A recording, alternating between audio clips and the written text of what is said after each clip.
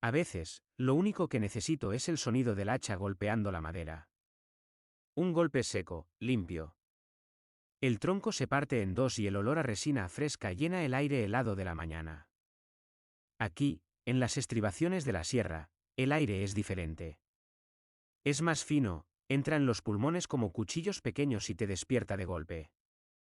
No hay tráfico, no hay notificaciones constantes en el teléfono, no hay gritos. Sobre todo, no hay gritos. Llevo viviendo aquí 8 meses.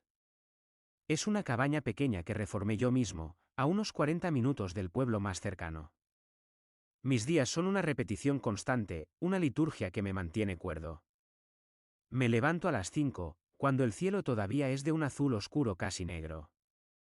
Pongo café. Mientras hierve, salgo al porche y simplemente respiro. Al principio, el silencio me aterraba.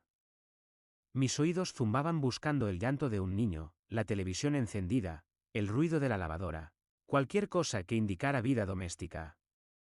Ahora, el silencio es mi única compañía real. Bebo el café solo, sin azúcar, mirando cómo la niebla baja por los pinos. Luego trabajo en la huerta o corto leña hasta que los músculos me arden y el cansancio físico anula cualquier pensamiento complejo. Es una vida monástica, elegida y necesaria. Mis hijos están bien ahora. Viven con mi hermana en la ciudad, a 2 horas de aquí. Los visito cada fin de semana. Al principio lloraban cuando me iba, pero ahora entienden que papá necesita arreglar su cabeza, para poder ser el papá que ellos merecen. No saben toda la verdad. Son demasiado pequeños para entender la crueldad humana en su estado más puro. Solo saben que su madre se fue y que papá se rompió un poco. Pero papá se está arreglando. Aquí, entre la madera y el frío, me estoy pegando los trozos. Para entender por qué un hombre de 40 años termina viviendo solo en una montaña, huyendo de su propia casa, hay que entender qué dejé atrás. O mejor dicho, qué creía que tenía. Conocí a Elena hace 15 años. No fue un amor de película, de esos con fuegos artificiales y dramas. Fue algo más terrenal. Nos conocimos en una barbacoa de amigos comunes. Ella tenía una risa contagiosa, de esas que hacen que la gente se gire a mirar. Yo siempre fui el tipo callado, el que se encarga de que la parrilla no se apague y de que haya cervezas frías. Supongo que eso le gustó. Mi estabilidad contra su caos. Ella era impulsiva, artística, desordenada en el buen sentido. Yo era ingeniero, metódico, predecible. Parecía el equilibrio perfecto. Nos casamos a los 2 años. Compramos una casa en las afueras, una de esas con hipoteca a 30 años que te hace sentir que eres un adulto responsable. Luego vinieron los niños. Primero Lucas, luego Mateo y finalmente la pequeña Sofía. Fueron años buenos, o eso recuerdo. Había cansancio, claro. Noches sin dormir, facturas, gripe, pañales. Pero había un nosotros. O al menos, yo sentía que había un equipo. Yo trabajaba horas extra para que no faltara nada, y ella se encargaba de la casa y los niños. Elena siempre decía que yo era su roca. No sé qué haría sin ti, Roberto, me decía a veces, abrazándome por la espalda mientras yo lavaba los platos. Yo me lo creía. Me sentía útil, necesario. Amado. Pero con el tiempo, la rutina empezó a pesar. No hubo grandes peleas, no hubo platos rotos. Fue una erosión lenta. Como el agua que gotea sobre una piedra. Elena empezó a quejarse más. Decía que se sentía atrapada, que su vida se había reducido a ser madre de y esposa de. Yo intentaba compensarlo. Le pagué cursos de pintura, contratamos una niñera los fines de semana para que saliera con sus amigas. Yo me quedaba con los niños, feliz de verla respirar un poco. Sin embargo, el dinero empezó a apretar. La inflación, la hipoteca variable, los gastos de 3 niños creciendo. Las cuentas no salían. Empecé a dormir mal, haciendo números mentales a las 3 de la mañana. Fue entonces cuando apareció la oportunidad. Una empresa de ingeniería me ofreció un contrato en el norte. 6 meses. Supervisión de obra en una planta petrolífera. El sueldo era 3 veces lo que ganaba en la ciudad. 3 veces. Hice los cálculos. Con ese dinero podíamos liquidar una gran parte de la hipoteca. Cambiar el coche que se caía a pedazos y dejar un colchón de seguridad. Lo hablamos una noche en la cocina, con las facturas desplegadas sobre la mesa. ¿Son 6 meses, Elena?, le dije, tomando su mano. Solo 6 meses. Vendré una semana a la mitad. Pero nos cambiará la vida. Podrás dejar de preocuparte por el dinero. Ella dudó. Tenía miedo de quedarse sola con los 3 niños. Lucas tenía 10 años, Mateo 7 y Sofía solo 3. Era mucho trabajo. Podemos pedirle a mi madre que venga a ayudarte, propuse. Y contrataré ayuda para la limpieza 3 días a la semana. Con este sueldo nos lo podemos permitir. Finalmente, aceptó. Me miró con ojos húmedos y me prometió que estarían bien. Que me extrañarían, pero que lo haríamos por la familia. Me fui con una maleta grande y el corazón encogido, pero con la certeza absoluta de que estaba haciendo lo correcto. Era el sacrificio del proveedor. El acto de amor definitivo, irse lejos para cuidar a los que se quedan. Los primeros 2 meses fueron duros, pero manejables. El trabajo en el norte era brutal. 12 horas diarias, frío extremo, barro y maquinaria pesada. Vivíamos en barracones prefabricados. Mi único alivio era la videollamada de las 9 de la noche. Me conectaba y veía el caos de la cena, las caras de mis hijos manchadas de tomate. Escuchaba sus historias del colegio. Elena parecía cansada, pero cariñosa. Te queremos, papá, decían a coro. Eso era mi gasolina. Pero hacia el tercer mes, algo cambió. Fue sutil al principio. Las llamadas empezaron a ser más cortas. Hoy no puedo hablar mucho, Roberto, los niños están insoportables, decía ella y colgaba rápido. Otras veces no contestaba y me enviaba un mensaje horas después, me quedé dormida, perdón. Yo lo justificaba todo. Está sola con 3 niños, debe estar agotada, pensaba. Me sentía culpable por no estar ahí, así que no reclamaba nada. Le enviaba más dinero. Le mandaba regalos por Amazon. Flores, juguetes para los niños, un collar para ella. En el 4.º mes, cancelé mi visita de la semana libre. El jefe de obra me ofreció un bono sustancial si me quedaba para cubrir una baja. Lo hablé con Elena. Esperaba que se molestara, que me dijera que me necesitaba en casa. Ah, bueno, dijo ella por teléfono, su voz sonaba extrañamente metálica, distante. Si es por dinero, está bien. Aquí nos arreglamos. Me dolió esa indiferencia, pero me tragué el orgullo. Es fuerte, me dije. Lo está haciendo por nosotros. Pero las señales empezaron a acumularse como polvo en una habitación cerrada. Dejó de enviarme fotos de los niños. Antes recibía 5 o 6 al día por WhatsApp. Ahora pasaban días enteros sin nada. Cuando le preguntaba, se ponía a la defensiva. ¿Crees que tengo tiempo de estar con el móvil todo el día? Me espetó una vez. Estoy cuidando a tus hijos, Roberto. ¿Tus hijos? No nuestros hijos. Esa frase se me clavó, pero la ignoré. La mente humana es experta en negar lo que duele. Yo estaba a 3.000 kilómetros de distancia, en un barracón que olía a botas sucias y humedad, aferrándome a la idea de que mi familia me esperaba. Empecé a notar cosas raras en las pocas videollamadas que lograba tener. La casa se veía diferente. Desordenada de una manera que no era habitual en Elena. Pilas de ropa en el sofá del fondo. Platos sucios en la mesa de centro. ¿Y ella? Ella se veía distinta. Ya no tenía esa cara de cansancio maternal. Se había cortado el pelo y se lo había teñido de un tono más claro. Se maquillaba, incluso para estar en casa un martes por la noche. Te ves guapa, le dije una vez. Gracias, respondió sin mirarme a la cámara, revisando algo en su propio teléfono mientras hablaba conmigo. Me tengo que ir, Sofía está llorando. No se oía ningún llanto de fondo. La inquietud se instaló en mi pecho como un animal pequeño y nervioso. Intentaba dormir y solo podía pensar en el tono de su voz, en sus prisas por colgar. ¿Estaba paranoico?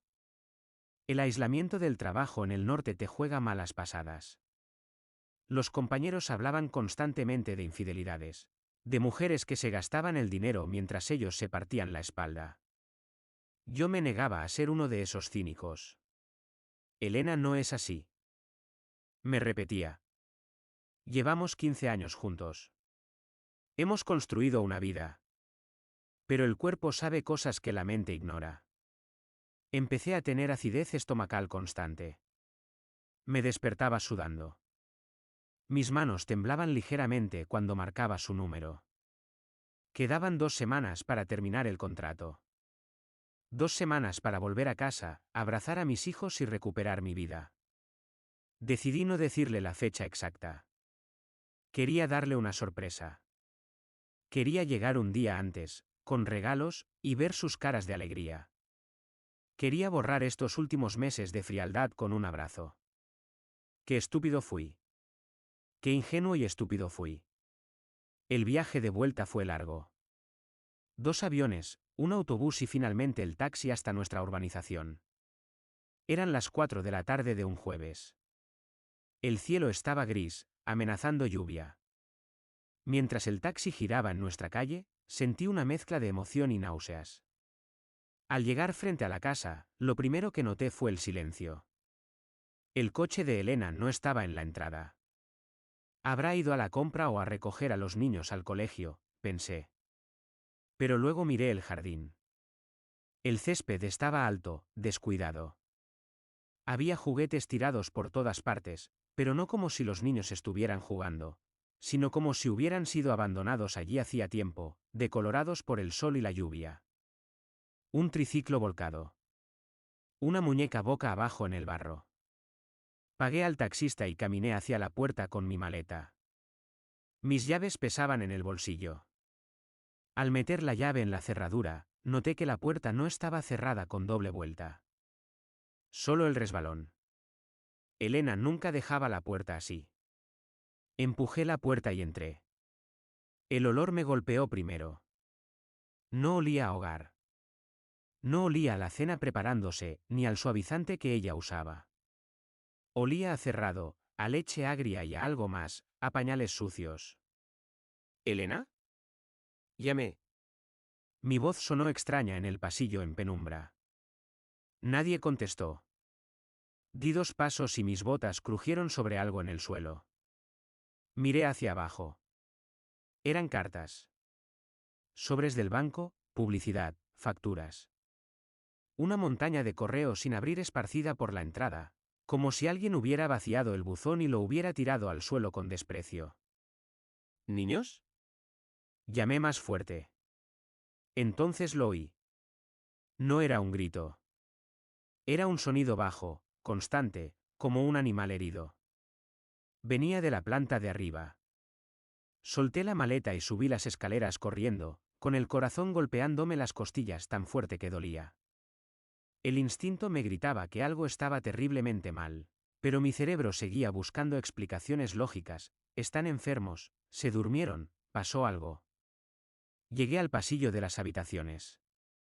La puerta del cuarto de los niños estaba entreabierta. El sonido venía de allí. Empujé la puerta.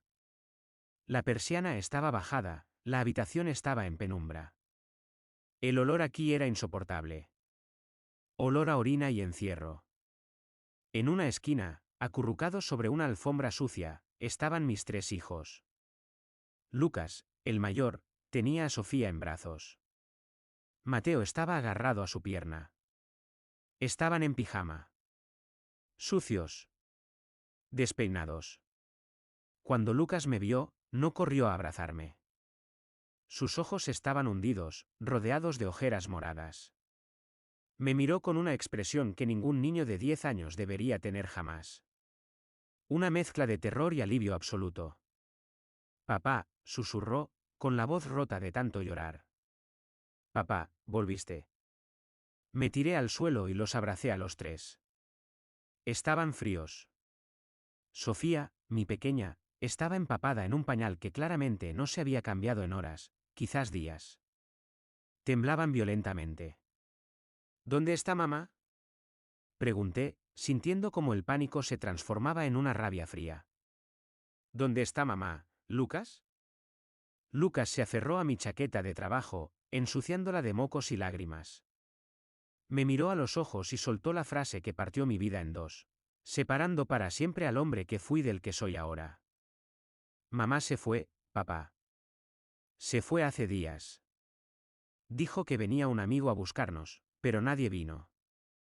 Tenemos hambre, papá. No había comida en la habitación. Solo unas bolsas de patatas vacías y botellas de agua tiradas. Los levanté como pude. Tenía que sacarlos de allí. Tenía que limpiarlos, alimentarlos. La prioridad eran ellos.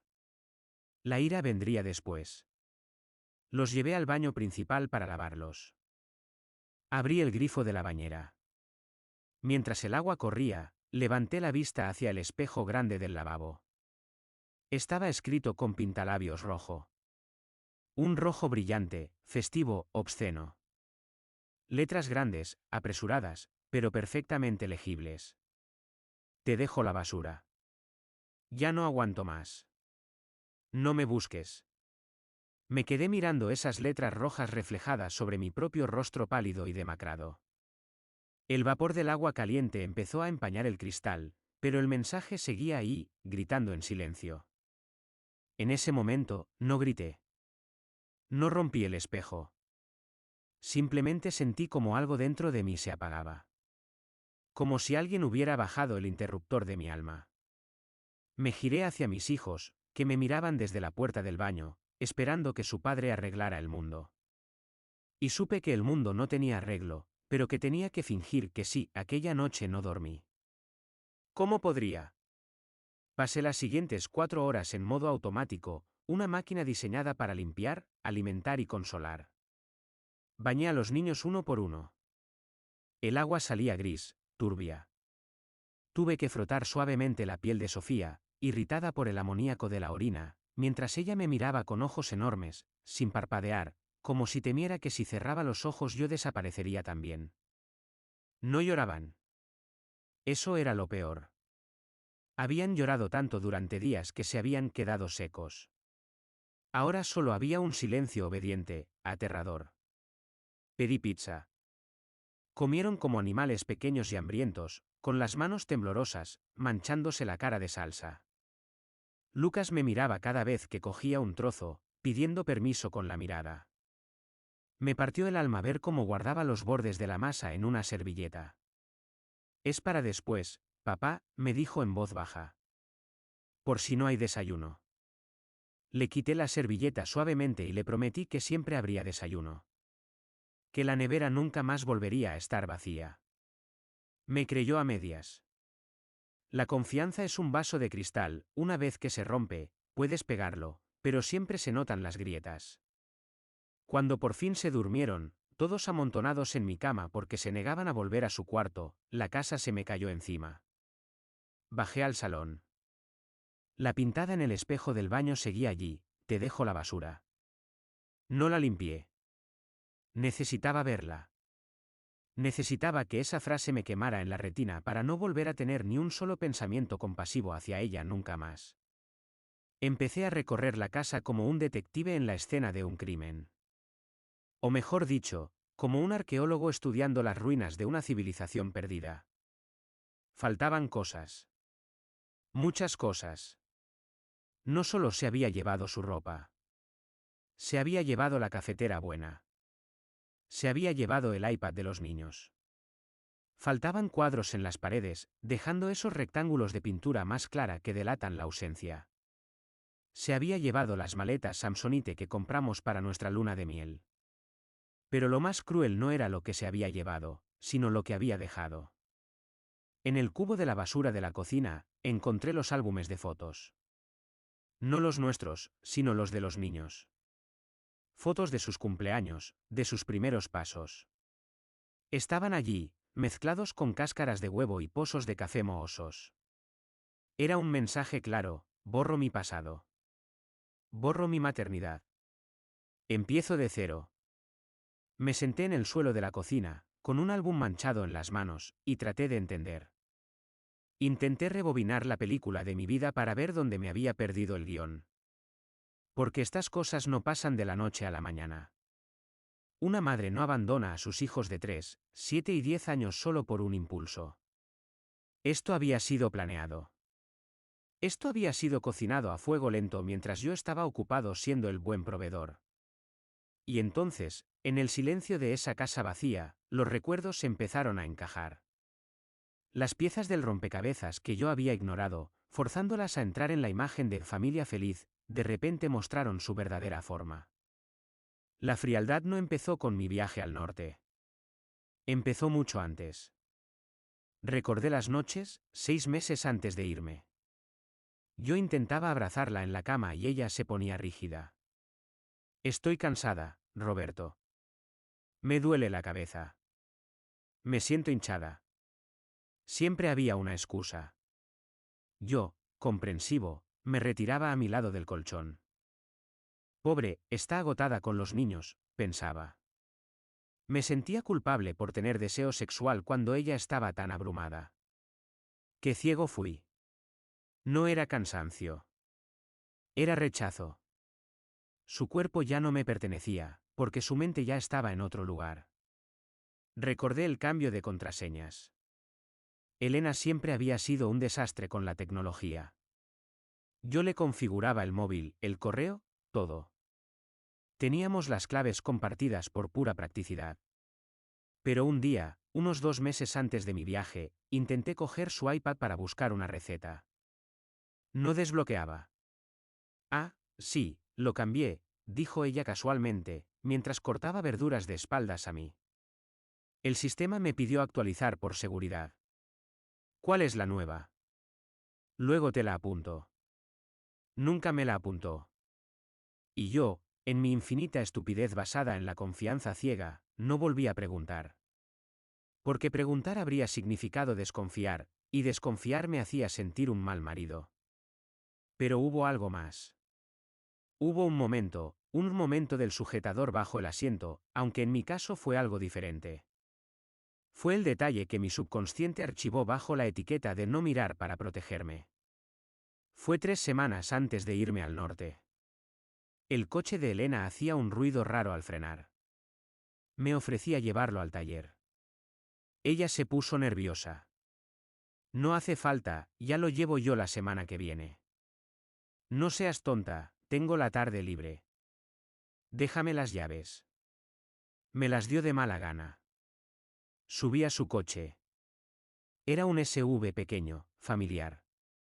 Lleno de migas de galleta y juguetes. Pero cuando me senté, noté algo raro. La posición del asiento. Elena mide 1,60. Yo mido 1,82. Siempre que cogía su coche, tenía que echar el asiento hacia atrás porque mis rodillas chocaban contra el volante. Ese día, al sentarme, mis piernas quedaron casi estiradas. El asiento estaba echado hacia atrás al máximo. Me quedé paralizado un segundo con la mano en el freno de mano. ¿Quién ha conducido este coche? Pensé. Miré el espejo retrovisor. También estaba movido, ajustado para alguien más alto. Busqué en la guantera los papeles del seguro. Allí, entre los manuales y toallitas húmedas, cayó un ticket de aparcamiento. Era de un centro comercial en la ciudad vecina, a 40 kilómetros. De un martes por la mañana. Ese martes, Elena me había dicho que estaba en casa de su madre, ayudándola a limpiar el trastero. Sostuve el ticket en mi mano. Sentí un frío en el estómago, esa sensación de caída libre. El asiento. El ticket. Las mentiras pequeñas. Pero entonces, mi cerebro hizo lo que mejor sabe hacer, protegerme del dolor. Inventó una historia. Seguro que fue con su hermano, pensé. Mi cuñado es alto. Seguro que le pidió que condujera porque a ella le dolía la cabeza. Y fueron al centro comercial a comprar algo para su madre. Era una explicación débil, llena de agujeros. Pero me aferré a ella. Guardé el ticket en la guantera, ajusté el asiento a mi medida y llevé el coche al taller. Nunca le pregunté. Esa cobardía me costó mi familia. Si hubiera preguntado ese día, si hubiera gritado, si hubiera exigido la verdad, quizás el final habría sido el mismo, pero mis hijos no habrían sido abandonados como perros en una casa vacía meses después. Ahora, sentado en el suelo de la cocina, rodeado de fantasmas, entendí que mi viaje de 6 meses no fue la causa de la ruptura. Fue su oportunidad. Yo no me fui para salvar a la familia. Me fui para financiar su huida. Cada euro que envié desde el norte, cada hora extra que hice bajo la lluvia y el frío, sirvió para que ella llenara su cuenta secreta, comprara ropa nueva y planeara su nueva vida con quien fuera. Porque tenía que haber alguien más. El asiento del coche lo gritaba. El mensaje en el espejo lo confirmaba. Te dejo la basura. Esa frase no es de una mujer deprimida o confundida. Es la frase de una mujer que tiene un lugar mejor a donde ir, alguien que le ha dicho que ella merece más, que su vida anterior era una carga. Alguien que validó su crueldad. Me levanté del suelo. Mis rodillas crujieron. Fui al despacho, donde guardábamos los documentos importantes. La caja fuerte estaba abierta y vacía. Se había llevado los pasaportes de los niños. El pánico me golpeó de nuevo. ¿Quería llevárselos? Pero si los había abandonado. No tenía sentido. Entonces vi que había dejado algo sobre el escritorio, debajo del pisapapeles. Era un sobre blanco, cerrado. Escrito a mano con su letra, pero esta vez sin rabia, una letra pequeña y apretada. Decía, para Roberto. Me senté en la silla giratoria. Mis manos temblaban tanto que me costó abrir el sobre. Dentro había una sola hoja de papel y una tarjeta SIM. Leí la nota. No me busques. No intentes llamarme. He cambiado mi número. Los niños te estorbarían en tu trabajo, siempre lo han hecho, aunque digas que no. Ahora son tuyos. Hazte cargo. Yo ya cumplí mi parte durante 10 años. Me toca vivir a mí. Si intentas denunciarme por abandono, diré que me pegabas. Diré que abusabas de mí. Tengo moratones que me hice yo misma, tengo fotos. Nadie te creerá a ti, el hombre que siempre está fuera. Déjame en paz y yo te dejaré en paz. En la SIM están los contactos de emergencia que necesitas, no quiero que me contactes ni por los niños. Adiós. El aire salió de mis pulmones. No era solo crueldad. Era maldad. Era una estrategia calculada. La amenaza de una denuncia falsa, eso era el jaque mate. Sabía que si entrábamos en una guerra legal, los servicios sociales se llevarían a los niños mientras se investigaba. Sabía que yo perdería mi trabajo, mi reputación, y que mis hijos acabarían en un centro de acogida durante meses. Me tenía atado de manos y pies. Esa noche, mientras amanecía y la luz gris empezaba a entrar por la ventana de la cocina, algo en mí murió definitivamente. El Roberto ingenuo, el que creía en el amor eterno y el sacrificio, dejó de existir. Me quedé mirando la tarjeta SIM sobre la mesa de madera oscura. Era un objeto tan pequeño para contener tanto odio. Me levanté, fui a la cocina y me hice un café. El primer café de mi nueva vida. Tenía que ser práctico. Tenía que sobrevivir. Tenía 3 hijos durmiendo arriba que dependían exclusivamente de que yo no me derrumbara ahora mismo. El dolor vendría, lo sabía. Vendría en oleadas gigantescas. Pero ahora mismo, necesitaba armadura. A las 7 de la mañana, Lucas bajó a la cocina. Arrastraba los pies. Me miró con miedo, esperando encontrar la cocina vacía de nuevo. Cuando me vio allí, vestido y con el café en la mano, sus hombros se relajaron. Buenos días, papá, dijo. Buenos días, campeón, respondí. Mi voz sonaba ronca, pero firme. ¿Quieres tortitas? Él asintió. Mientras batía la harina y los huevos, tomé una decisión. No nos quedaríamos en esa casa. Esa casa era un cementerio.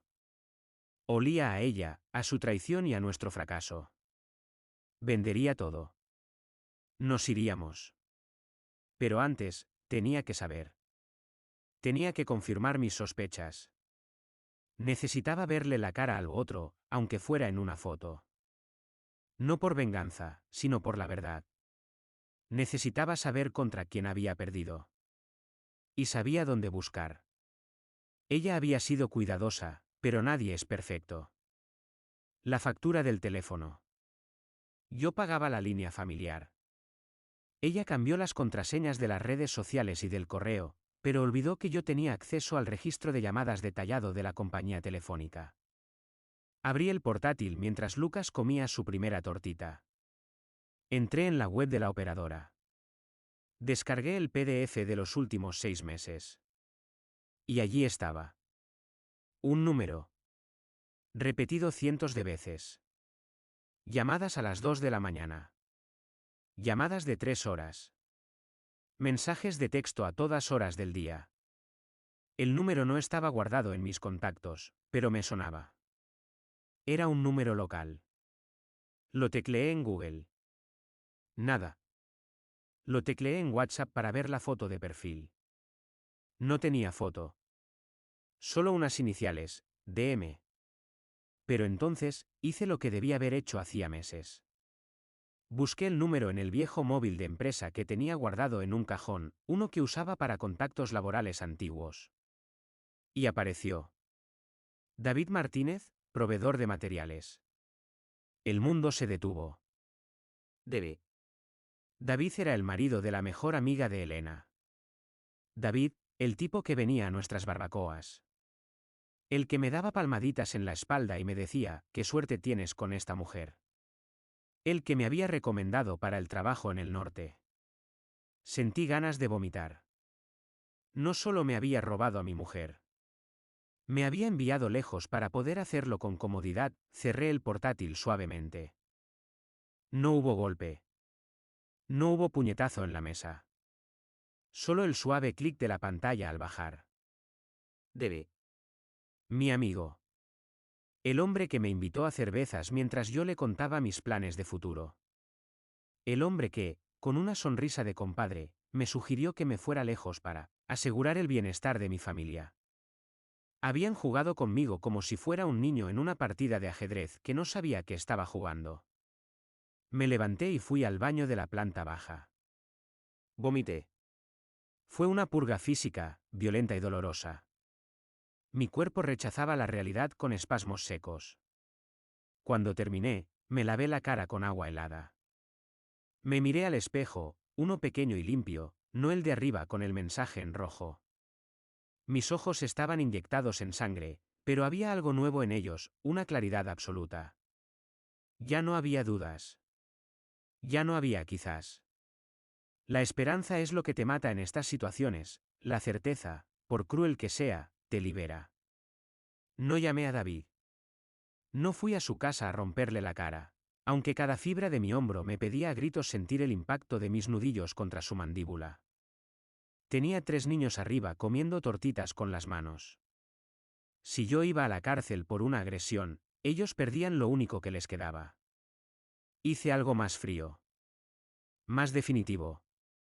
Imprimí el registro de llamadas. 50 páginas de traición detallada por minutos y segundos. Lo metí en un sobremanila grande. No escribí ninguna nota.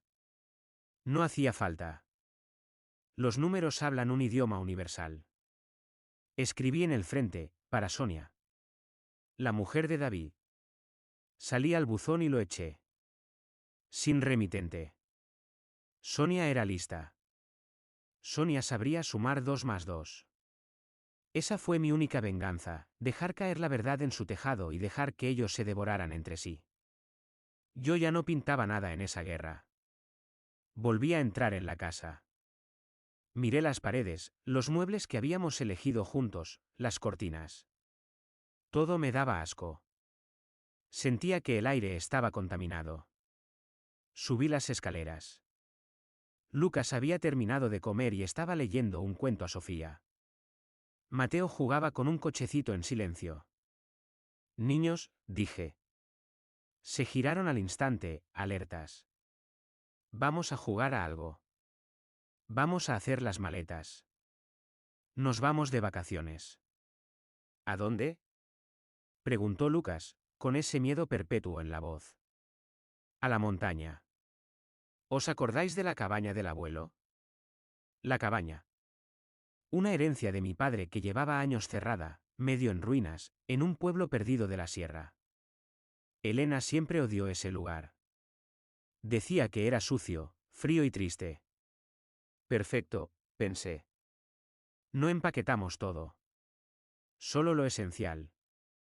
Ropa, juguetes favoritos, documentos. Dejé atrás los muebles, la televisión grande, los electrodomésticos, los regalos que le había hecho a ella.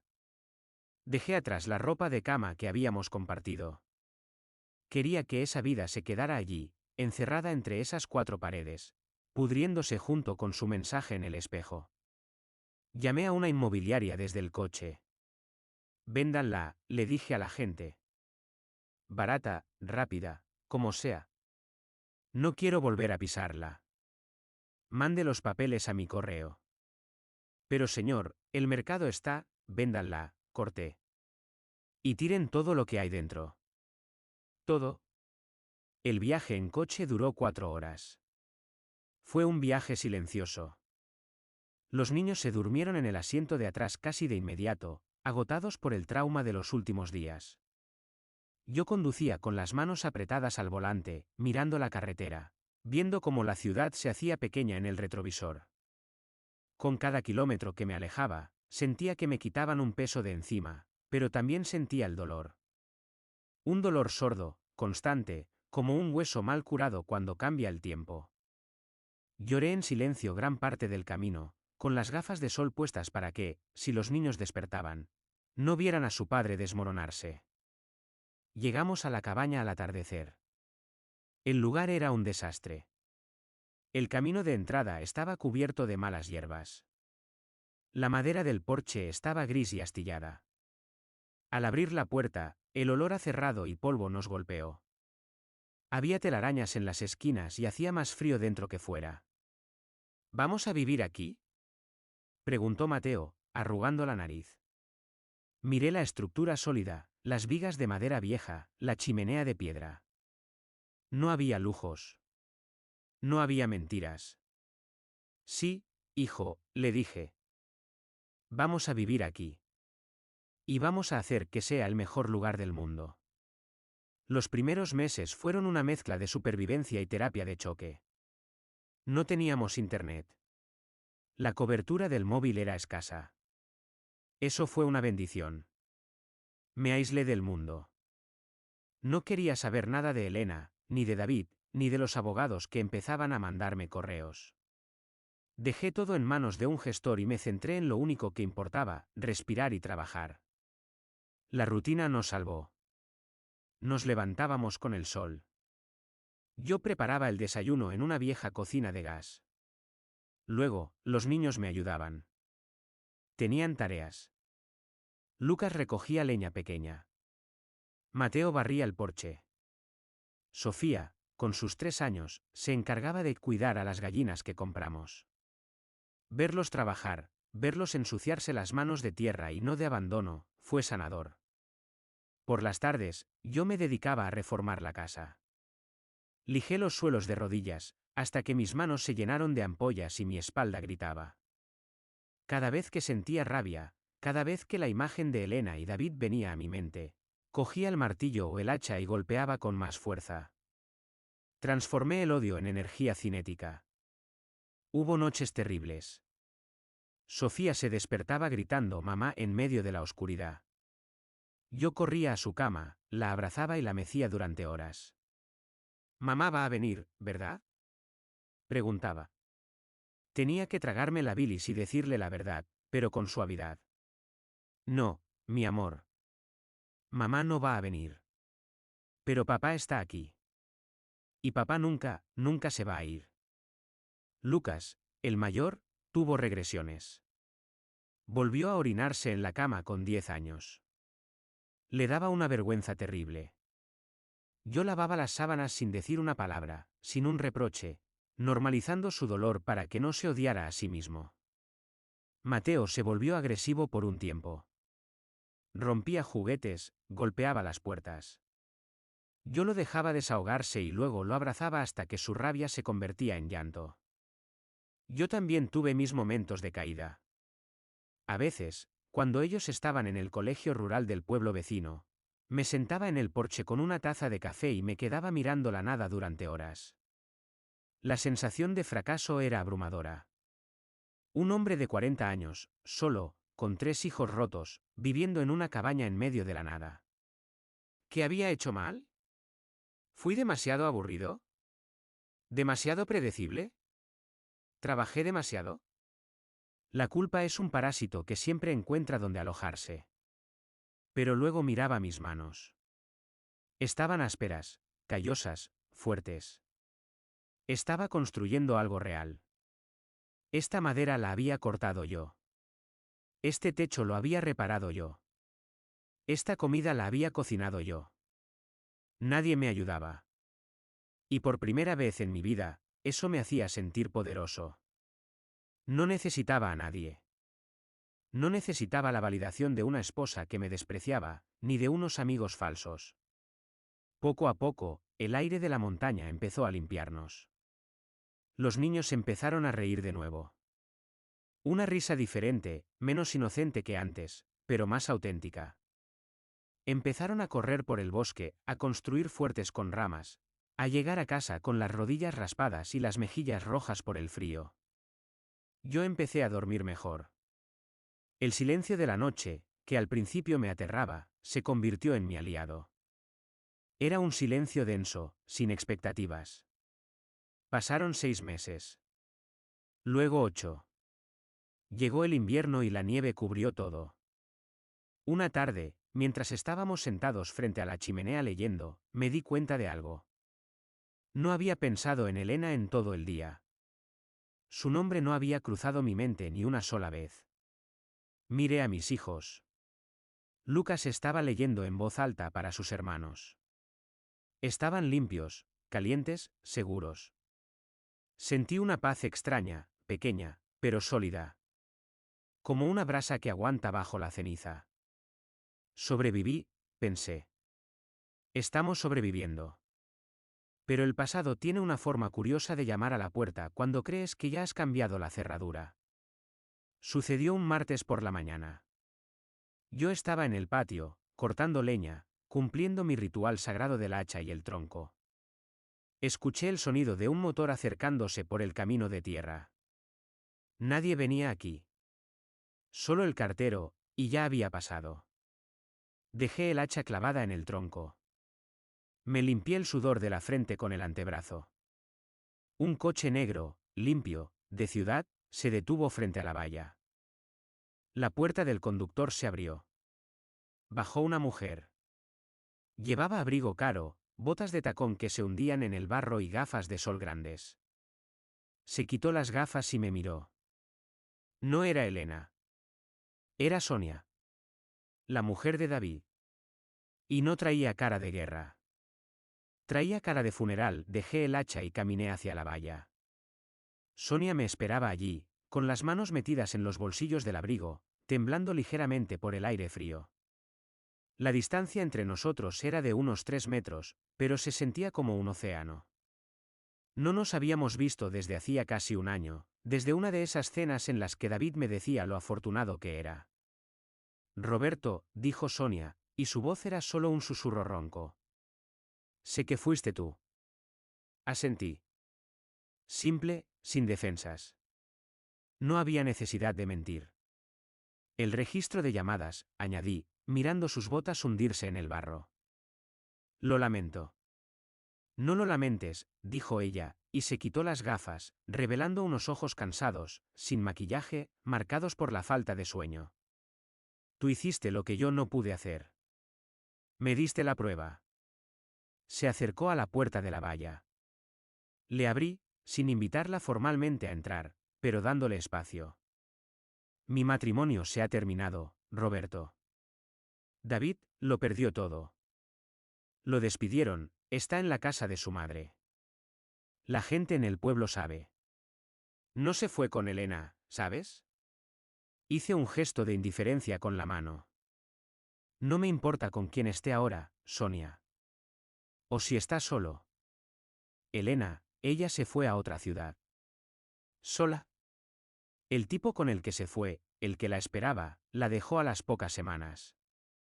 Dijo que ella era demasiado drama, demasiado caótica. Usó todo el dinero que le diste, el dinero de los 6 meses. Lo gastó todo. La escuché en silencio. Nos sentamos en el porche, en 2 viejas sillas de madera que había restaurado. El sol de la mañana pegaba en el rostro de Sonia, revelando su profunda tristeza. Para mí, esta conversación no era una catarsis, sino el cierre de un expediente. Entonces, dije, sintiendo que mi voz salía plana, sin emoción. No era un gran amor. Era solo una fuga. Sí, confirmó ella. Ella estaba aburrida. Tú eras demasiado bueno, demasiado seguro. David era la oportunidad de ser la mujer que toma malas decisiones emocionantes. Y tú fuiste el cheque. No sentí rabia. Sentí una profunda y cansada pena por la mediocridad de las motivaciones humanas. Por todo el daño causado, el trauma infligido a mis hijos, la demolición de 2 familias, todo por un capricho. Por la simple necesidad de huir de la responsabilidad, y no por un amor verdadero. La basura. La palabra de Elena escrita en el espejo cobraba un nuevo significado, ella se consideraba la basura de su vida anterior, y yo era solo el contenedor de lo que ella no quería. ¿Y qué hay de los niños? Pregunté, solo para cumplir un trámite. Sonia tragó saliva. Cuando supo que David la había dejado, intentó contactar a su madre. Quería volver a la ciudad. Llamó a tu hermana, preguntó si podía verlos.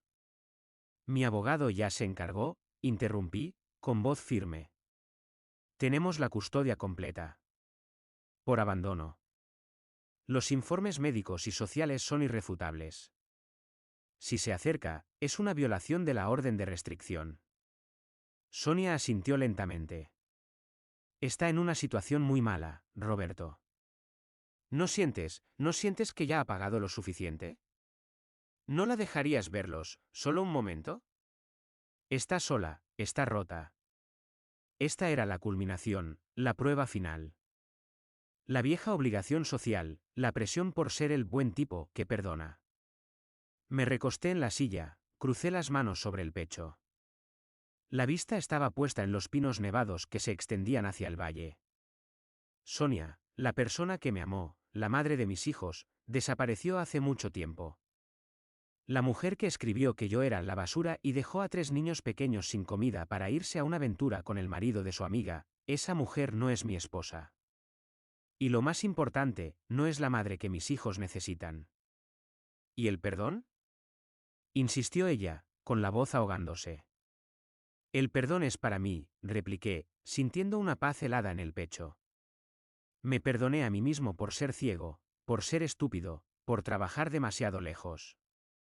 Pero no voy a exponer a mis hijos a más toxicidad. Ella es una página que ya pasamos. Es un archivo que está en la papelera del sistema. No se recupera. El silencio volvió. Sonia bajó la cabeza.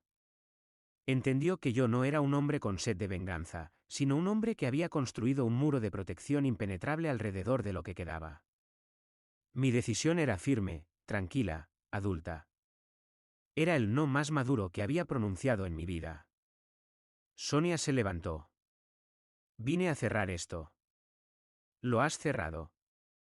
Lamento lo de David. Lo lamento mucho. Cuídate, Sonia, dije. Ella se fue tan silenciosamente como llegó. El coche negro se alejó por el camino de tierra, dejando solo el ruido de los neumáticos sobre el barro congelado. Me quedé allí, en la silla, por un momento más, hasta que el sonido del motor desapareció completamente. Me levanté, sentí el aire frío de la mañana en mi rostro. Fui hacia el tronco de madera, desclavé el hacha y la levanté sobre mi cabeza. La bajé con fuerza, concentrado en el punto exacto donde la madera debía ceder. El sonido fue perfecto. Limpio. Seco. El tronco se partió en dos, revelando el interior claro y aromático. El ejercicio era el mismo, pero la sensación era diferente. Ya no estaba golpeando la rabia. Estaba construyendo calor. Estaba construyendo estabilidad. Mis hijos salieron de la casa envueltos en mantas. Papá, ¿quién era esa señora?, preguntó Lucas. Nadie importante, campeón, dije, señalando la pila de leña. Ayúdame a llevar estos trozos a la chimenea. El invierno es largo, tenemos que estar preparados. Me miraron, aceptando la respuesta sin cuestionar más. Se agacharon, recogieron los trozos que yo había partido y caminaron con cuidado hacia la cabaña. Me quedé un momento más con el hacha en la mano, sintiendo su peso. Miré el cielo azul profundo y el vasto silencio de la sierra. El aire estaba frío y era hermoso. La vida sigue siendo dura. Tengo que trabajar desde casa, lidiar con 3 niños traumatizados y una soledad a veces abrumadora. Pero aquí, en el frío y el silencio, con las manos llenas de ampollas y el corazón vacío de ilusiones falsas, encontré lo que nunca tuve en la ciudad, la verdad simple. Volví al trabajo. Levanté el hacha.